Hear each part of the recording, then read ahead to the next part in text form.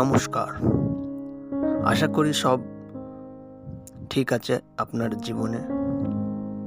আমরা সব এইরকম জীবন চাই, তাই তো? আর যদি যদি আপনি এরকম ফিল করছেন, কেন at one point of time আমিও এরকম ফিল করতাম, ঠিক আছে? মন খারাপ থাকতো। আমি কি করলাম, সিম্পলি আমি এই বইগুলো পড়লাম, ঠিক আছে? টোটাল 5টা এরিয়াজ আছে। এই 5টা এরিয়াজ আমি এই বইগুলো পড়লাম বা ইউটিউব সামারি সার্চ করে, ঠিক আছে? Books of this books name and YouTube summary in Hindi বা ইন বেঙ্গলি আপনি সার্চ করে দেখতে পারেন।